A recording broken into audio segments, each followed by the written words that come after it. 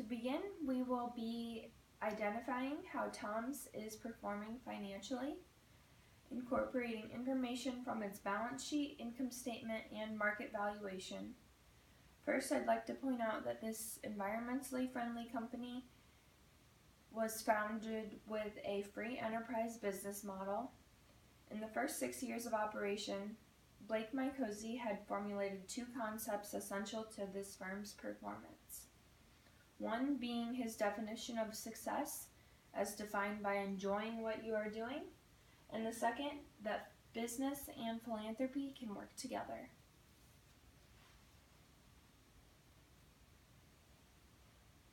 Just 3 years into the business, Mycosy had already done an amazing job at conquering his goal of selling shoes and giving away shoes.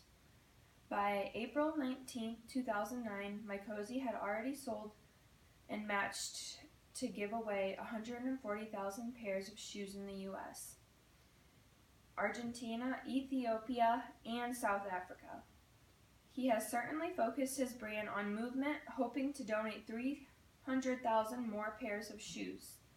LA Times reports on the front page a little bit into a look at Tom's expenses, stating how Mycosy also hopes to bring in $13 million in sales to accomplish this task of eradicating pondoconiosis in Ethiopia, which is a deforming foot disease caused by walking barefoot on silica-rich soil.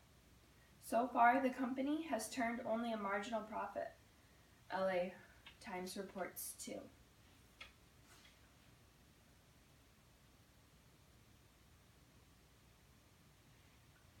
The first measure of the financial ratio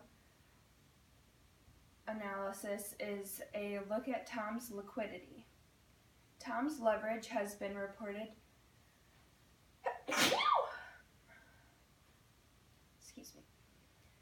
at 9.4 times, although liquidity has been adequately balanced. This aspect of the financial ratio analysis is also sometimes referred to as short-term solvency. To look at other measures of leverage and solvency, we are now looking at a small clip of Tom's capital structure at the end of June 2017. From this clip, we can see Tom is highly leveraged at 12.6 times face value while doubling at market value. We also notice Tom's owns $4 million in cash, US dollars, and attains $19 million US dollars available under its revolver.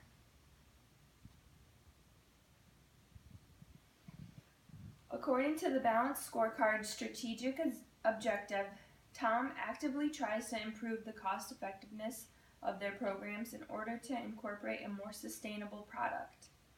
In one attempt, he began to use shoe bags rather than shoe boxes, and he almost accounted for his whole company because this little move to try to incorporate a more sustainable product ended up in tangles in the back of stock rooms. Customers were writing Blake Mycosy saying, "What happened to all the Tom shoes? We wanna pay it forward and give forward." But the employees were too busy and wouldn't untangle the drawstrings bags, so it almost cost the whole company.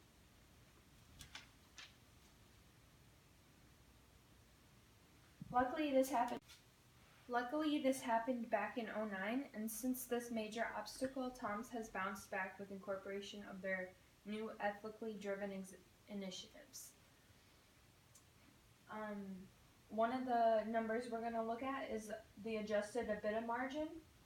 You can see back in June of 2016, it was down at 16.2, and by August 2017, it grew to 16.4%.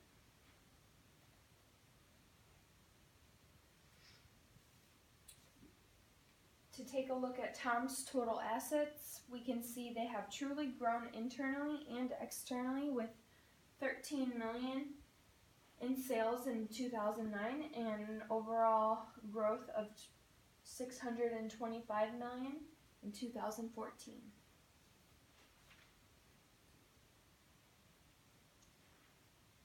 Tom's gross margin is maintained at a flat for 58.4%. This is a reflection of management's reduction in promotional activity while focusing on sourcing and inventory control.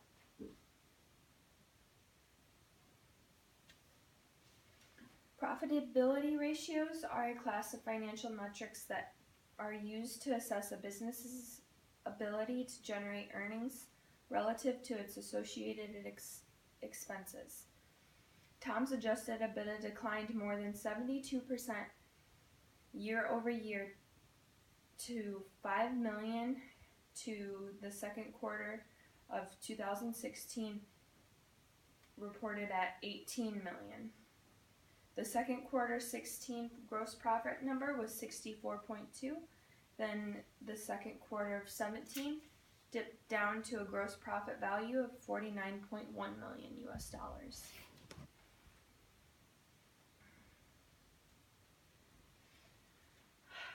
Fixed assets that are purchased for long-term use and are not likely to be converted quickly into cash include land, building, and equipment. Tom's does not have any reported fixed assets.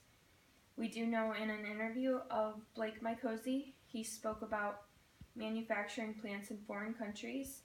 Tax-wise, the U.S. does not provide incentives for him to manufacture locally.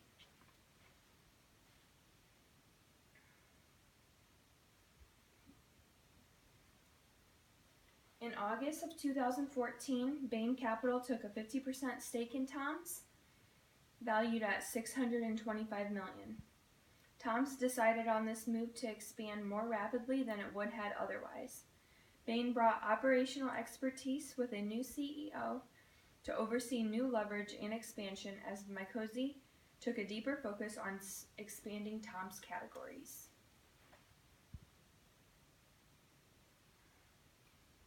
What is the key to profit for the next generation of consumers? Bain Capital believes its purpose, and Tom's does too.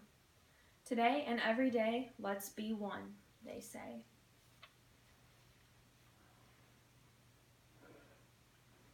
Now we will look at Tom's ROI ratio. Approximately half of their revenues are derived from their Alpargata line.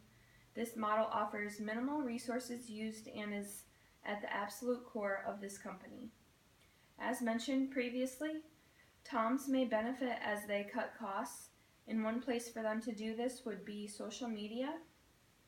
However, on May 21st, 2015, Tom said, "Take a pic with the hashtag without shoes."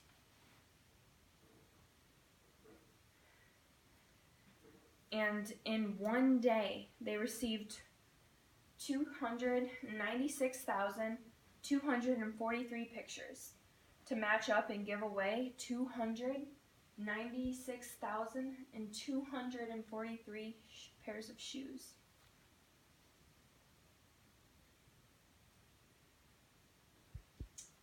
Lastly, we will take a broader look of things and analyze the stakeholder valuation approach, which encompasses a focus on employees, customers, and owners.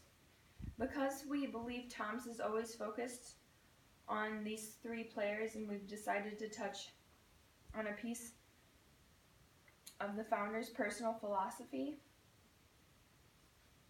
we can see that the goal isn't about how much you make, but about how much you help people. And lastly,